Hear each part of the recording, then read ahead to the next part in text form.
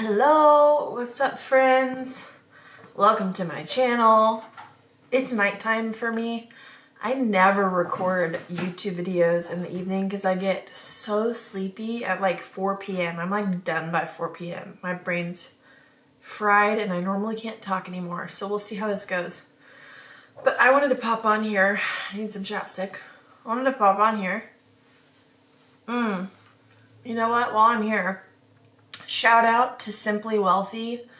She has a skincare line and I use all of her face oils and under eye creams and anti-aging serums and lanolin lip gloss, and all of her stuff is super clean and non-toxic and I love her. So I might actually link her thing below. I've never shouted her out on YouTube before, but this stuff is amazing.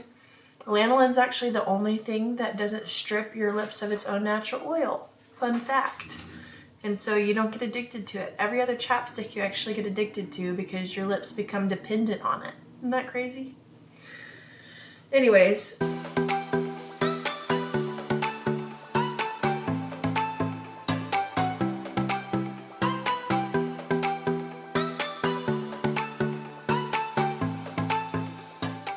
So I wanted to chat a little bit today about body image and eating disorders and relationship with yourself, self-love, self-hatred. My husband and I actually recorded a podcast today with Kate Warman. We were talking a little bit about our journey on self-hatred and it inspired some thoughts along with some of our clients who were asking me, how did you overcome your body image issues and your eating disorders? And it's honestly not something I talk a ton about. And the reason behind that is because eating disorders and body image issues are just a symptom of root pain that's going on. And so what I did in my journey was focused on the root pain and started healing my childhood trauma and the bad beliefs that came from childhood trauma. And once I got a lot of healing in my childhood trauma, the symptom of eating disorders and body image issues and self-hatred actually started healing and going away. It doesn't mean that I never struggle with it anymore, but I don't teach a ton on it or talk a ton about it because I think for me, it honestly just feels repetitive. And so I just don't share besides talking about the self-hatred journey because that's ultimately what it is. But for those of you who don't know, when I was 17 and 18, actually throughout my childhood, I ate whatever I wanted as much as I could all of the time. In my teen years, I had no concept of working out or eating healthy or how to lose weight. I just had no idea and I didn't really think about it that much. And then when I moved to Southern California, I got there and I saw all of these girls that were my age that were like super fit and really skinny. And a lot of the girls like in the high school I went to had fake boobs and nose jobs. And I remember getting there when I was 16 and being like, why do people look like this here? How is this even possible? Like where I lived in Alabama and in Texas, a body was just a body and you didn't really think that much about it, or at least I didn't.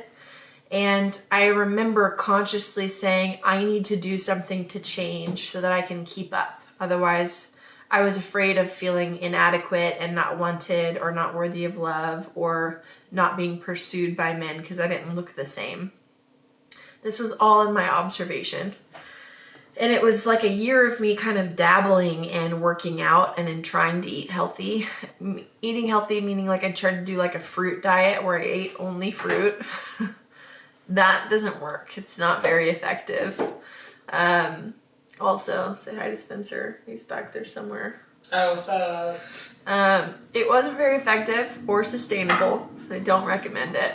But I would try doing all these different things that would help me get fit and skinny. And I had no idea what I was doing. And I would try to force myself into working out. And I hated working out when I first started to. I just would lay in bed for like 2 or 3 hours telling myself how bad I looked and that I should work out so that I could look better, which is known as me shaming myself and hating myself into working out. It's kind of like saying, you look so ugly, so you better do something about it. And I'm going to punish you by getting you to work out. I did that for a hot second, like at least 2 years. And then I actually started liking the way working out felt, and I liked what it was doing. And it became a normal, natural, like habit and discipline for me, which I'm actually really thankful for. So I didn't have to hate myself into working out anymore. But along the journey, I ended up taking Adderall while I was in high school for learning purposes. I started getting straight A's, and it was amazing. And as a byproduct, I dropped 20 pounds, and I had no idea how it happened at the time. I just kind of looked down and I was like, oh wait, I look the way that I've always wanted to look. How did that happen? And then I realized, oh, because of Adderall, I don't have an appetite. And so I just dropped all of this weight all of a sudden. And I felt like I was finally lovable. I felt like I was finally beautiful. I remember, in my teen years thinking that I had a pretty face and that that's what was good about me and that the rest of my body wasn't good. And so now I was like, I'm hitting this standard of perfection that I had in my head, but it came from me not having an appetite. So now I equated, if I don't eat, then I can look the way that I want to look. So I just tried to stop eating. I would not eat all day long, and then I would have like a big meal in the evening. And I was able to sustain that for a little while, and I stayed really fit and skinny and unhealthy. And after a while, I started getting into this cycle of binging. So I would try to starve myself all day or eat really clean and really minimum throughout the day. And then at the end of the day, I would have a big meal. And then after my meal, I would feel like I was starving and sick. And sometimes I'd get sharp pain in my abdomen and headaches and fatigue, and I'd be dizzy. And then I would try to eat everything that I could. And it started this cycle where I was restricting and then binging, restricting and then binging, restricting and binging. And in those years, this was like in the heightened like teenage years of, what am I trying to say? This was in my heightened trauma years. So I was I had a lot of pain, no self-awareness. I didn't know what was going on in my life. I was like 18 years old. I was trying to escape my pain all the time. So I'd be like out with friends drinking. I started smoking weed. And when I smoked weed, I wasn't thinking about my body image issues, and I wasn't partnered with self-hatred. I was just escaping my pain. So I would just overeat on all of this crap because I finally had enough like of my walls down to allow myself to do that. I would eat so much, you guys, that I'd get sick to my stomach, and I would throw it up to make myself feel better. Then I was like, oh, throwing up works because I can eliminate all of the food in my body. So now I would restrict, binge, purge, repeat. And I did that I binged and purged for maybe only like 6 months when I was 18 years old. And then I had like a come to Jesus thing that happened, and everything in my life started to change. I felt so connected to God. I remember saying to God, like, God, I want to live for you, and I don't know how. All I want to do is numb my pain. Like, would you change my desires? Would you heal my heart? And within 3 days, I had no desire to live the way that I was living. And so I started actually just cleaning up my life. I actually cut off different relationships. I quit drinking. I quit smoking. I quit taking Adderall. And I was just trying to get regulated in like what a healthy lifestyle looked like. And there were years in my process where I was still restricting too much and under eating, but I had stopped throwing up and I had stopped binging, at least as significantly as I was before. And I just actually, like, the reality is I got really, really good at being disciplined and just eating like small portions of really clean food, because it was the only way that I felt like I could have like the body that I wanted. And so I was masking all of my self-hatred with having really good conditions and having really good self-control and discipline. And so I had never actually healed or dealt with my self-hatred at all. I just was getting really, really good at keeping my conditions right, making sure I worked out, making sure I drank enough water, making sure that I ate really clean, making sure I didn't eat too many sweets, making sure I did all of these things all of the time to look a certain way. And my belief was that if I can look a certain way, then I'll get love. because in my childhood, I was praised for my image. And then in my teen years, whenever I dropped the weight, I got a lot of attention, and I started believing that I was worthy of love because of the way that I looked.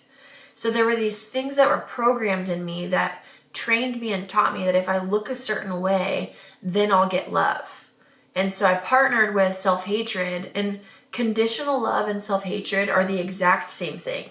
So I partnered with self-hatred in the sense that I said, if I look like this, then I'll be worthy of love. If I look like this, or if I work out this hard, then I'll give myself love. Then I'll decide I'm beautiful. Then I'll feel worthy of love or attention from someone else. And so I partnered with all these conditions and standards over myself.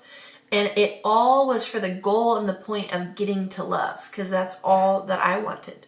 That's all that all of us want at the end of the day, is to love and to be loved. And so we do all of these things in attempt to get that love. And so in this journey, I just got really good at being disciplined and getting my conditions really good. And I never actually got to heal the root problem. And so there were years that I was still worked out like 3 hours a day and under 8. And let me just side note, currently, present day, I look way better physically than I ever did in those years when I was overtraining and under eating. It actually doesn't do really beautiful things to your body as a woman whenever you're malnourished. You're not actually able to build good muscle. If you're working out for 3 hours a day, you get diminishing returns. Whenever you're under eating, you end up, for me at least, I end up getting really bloated. Your body actually wants to hold on to fat whenever you're starving yourself because it doesn't know when it's going to get food again. So it goes into hibernation. And so I've learned a lot in the last several years that have actually helped me make better choices. And it's crazy. My physical results are actually so much better now. And I do maybe a quarter of the work that I used to do. And I don't have any mental energy that I have to put to it. I don't even really think about it. I just have little things that I do that I know will help my body that end up making me feel good and look good at the same time. But it's not just for the goal of just looking good. It's just the byproduct. And so I was still doing all these things for years. And I shared this on the podcast today. So if you listen to that podcast, I'm going to say the same thing. But whenever Spence and I started dating, it was after I finished ministry school. And in ministry school, I was fasting all of the time and saying that it was in the name of Jesus. But I was actually just trying to be skinny, because being skinny to me equaled being lovable, which is really sad. But a lot of us, I think everyone to some extent, has body image things and what we equate our appearance to. So I think a lot of it's just figuring out what do you believe about yourself based on the way that you look. So when we started dating, I started getting triggered. That's what relationships do. They trigger all of your pain. And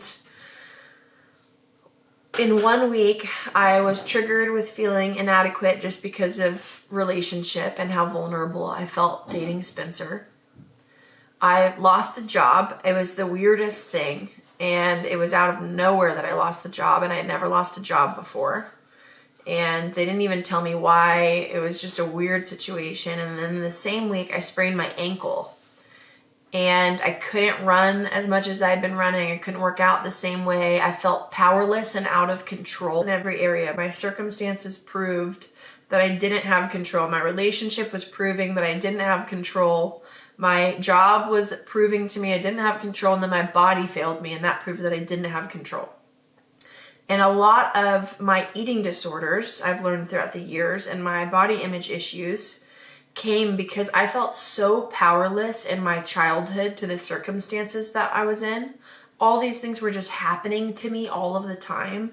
And by the time I was a teenager, I remember internally settling on, oh, I am the only thing I have control over. That's it. I can't control my circumstances. I can't control people. I can't control where I came from. I can't control anything, but I can control me and my body, at least to some extent. For those of you who have had illnesses or diseases, that's out of the park too. And you've had everything tested. For me, up until that point, my body hadn't been tested. And so I was like, if I'm the only thing I can have control over, I'm going to grip that as tightly as I can so that I can feel powerful and in control of something in my life.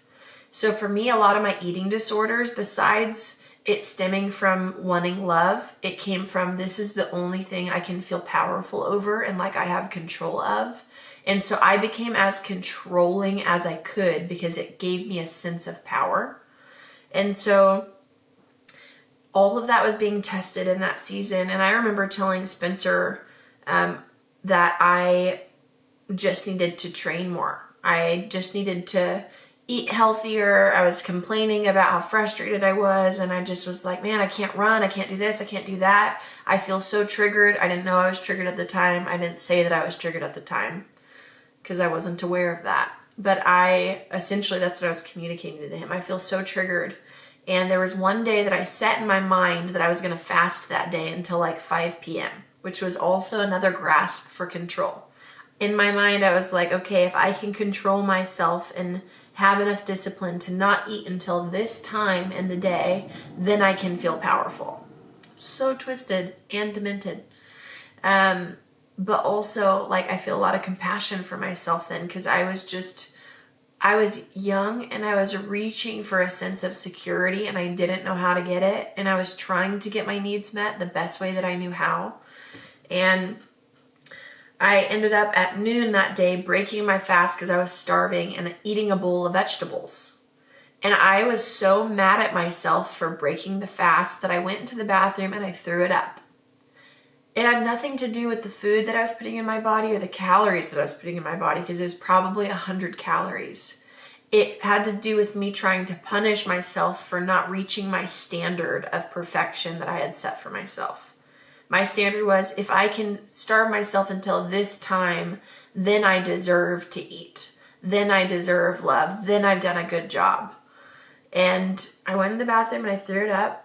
And I told him, while I was complaining to him, I told him, I threw up and I have all these things going on and I just need to work out more. I just need to eat healthier. And he was like, Sammy, when are you going to love yourself when your head's over the toilet? When are you going to love yourself in the middle of your mess? Because you keep trying to get all of your standards right and then you get love, but you need love in the middle of the mess.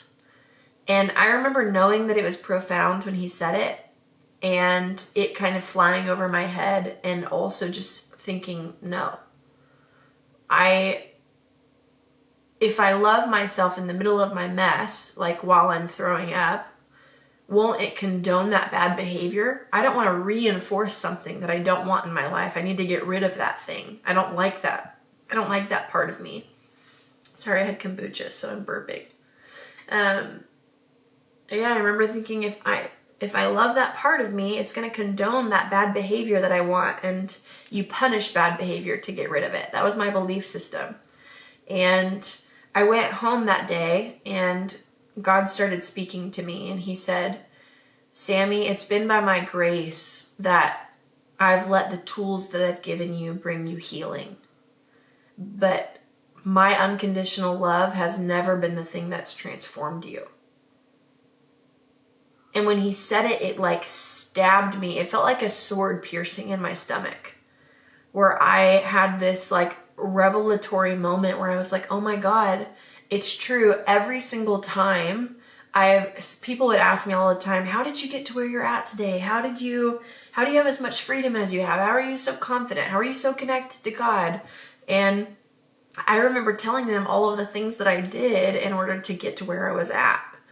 And whenever God said that to me, it was my grace that allowed my tools to get you as far as you have. But my love hasn't been the thing that transformed you.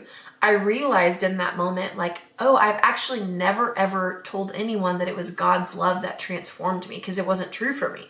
That wasn't my experience. I didn't know a difference at that point in time. And I just broke inside and I just was like, God, I want your love to be the thing that transforms me. I want to know unconditional love. Teach me unconditional love. Show me how to give it to myself. Show me how to give it to people. Show me how to receive it from you. I don't know what that is. I don't know what that looks like. And that started a journey for me of intentionally, with the help of Spencer, intentionally learning how to love myself when my conditions were bad, when I wasn't hitting my standards, whenever I failed, whenever I made a mess, whenever I didn't follow my training program, whenever I didn't eat the way that I wanted to do, the way that I wanted to. What did it look like to love on me and Sammy in that place?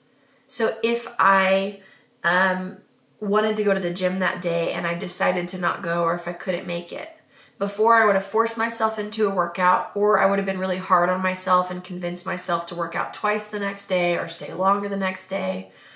Instead of getting in that hamster wheel, I would feel the frustration and I would feel that feeling of like, okay, I feel out of control when I don't get to work out. Okay, I feel out of control because I didn't do the thing that I set my mind to. I didn't hit the standard that I have. Now I'm going to get more fat on my body, or now I'm going to be behind, or now I'm going to have to restrict tomorrow. I'd go to all of these different things as options for punishment. And I would sit in the discomfort of it. And then I'd be like, Sammy, you don't have to do anything. If you don't ever work out again, I'm going to love you. If you don't ever have another clean day of eating, I'm still going to love you. And I'm so sorry because I've conditionally loved you for so many years. I've hated you. I told you that if you were perfect, that if your body was perfect, that if you hit all of these standards, that if you did X, Y, and Z, that then you'd be lovable, that then I would accept you, that then I would blah, blah, blah. And I'm so sorry. I've actually been hating you this entire time, and you don't deserve that. You're actually worthy of love. Would you please forgive me for being so hard on you? Would you please forgive me for holding impossible standards over your head? Things that you could never reach. I've been so hard on you.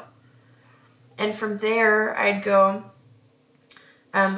enter into, so that's like forgiveness and taking ownership. From there, I'd enter into compassion.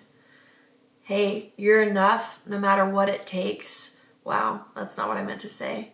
You're enough even if you don't hit your standards. I'm so sorry that you felt like you had to do this to be worthy of love. I'm so sorry that you thought you needed to look like this in order to get acceptance. The truth is that you only believed that because of the pain that you went through in your childhood. You decided to believe that because you thought it would protect you from rejection. And I'm so sorry. You're so much more than enough. And I enter into compassion from that place. I quit trying to just fix the external things. Instead, I focused on loving myself in every moment where I felt self-hatred, where I felt inadequate, where I had failed my standards, where I'd made a mess. Pouring as much love as I could. Sammy, you're lovable here. I'm so sorry that I told you you had to be skinny to get love, or to get ripped to get love, or to look like this in order to get acceptance. You're beautiful here. And I choose you now, and I accept you now, and you're lovable right now before you ever do or fix or change another thing. And I made that my sole goal and purpose for years. And in the course, and that was it's probably been 3 years that I've been doing that now.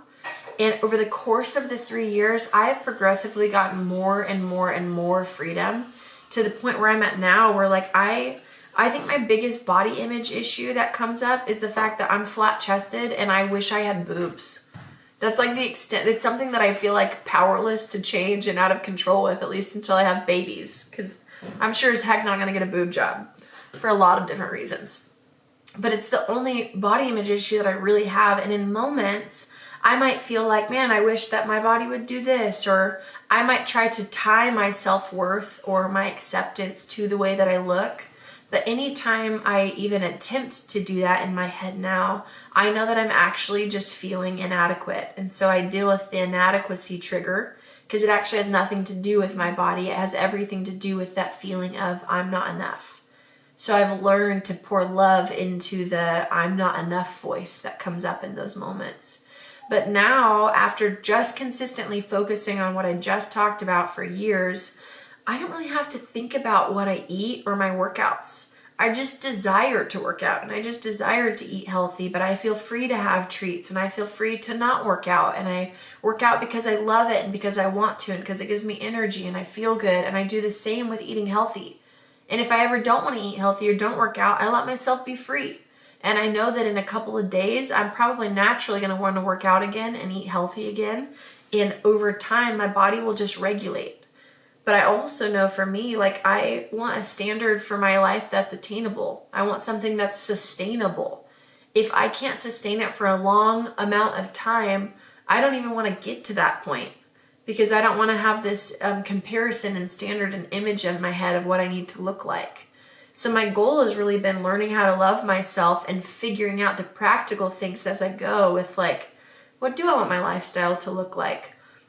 What do I value? What do I care about? And then if and when I get triggered, I'm going to pour love into that area.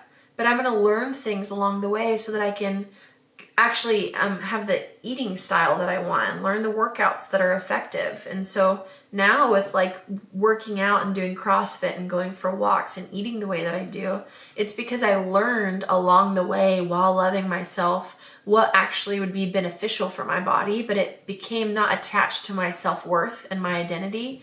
It became something that I felt excited about and passionate about and wanted for my life.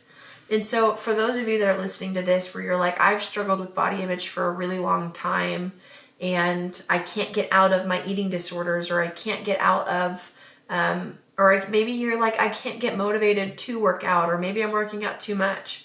With whatever it is, if you genuinely just focused on pouring love into the areas, every moment you feel inadequacy or feel self-hatred or feel like you're going to be rejected or whatever, however it manifests for you, if you just focus on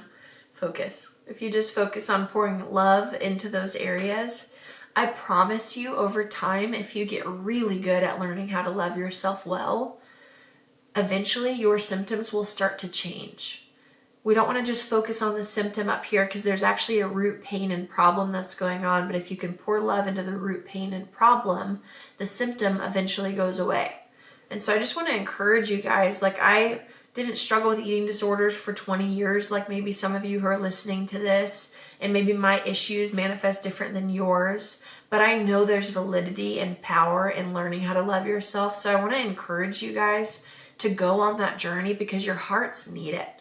You only ever want to be skinny or look a certain way because it's tied to worth or value for you in some way. But if you just can give yourself worth and value, you don't need to actually hit the image. And so I know this was kind of rambly. It's the end of the day. This was 30 minutes long. That's a really long time. But a few of you are asking for it. And so I just wanted to just share, like, conversationally some of my process. And I hope that it's helpful for you. Freedom really is so attainable. And if you're hearing this and you want more of this, I highly encourage you to look into our programs, because a lot of our programs will deal with the deeply rooted things that are leading to the symptoms of having eating disorders and body image issues. And we don't focus on those things. We actually focus on healing the childhood wounds and learning how to love yourself and how to break up with self-hatred and shame. So it actually addresses it more than you would think. And so if you want that and you're looking into that and you're like, I don't know how to get that, or I don't know how to go on this journey, or I don't want to do it alone, click the link below, look into our programs, and I hope that this was helpful for you today. Love you guys. Bye.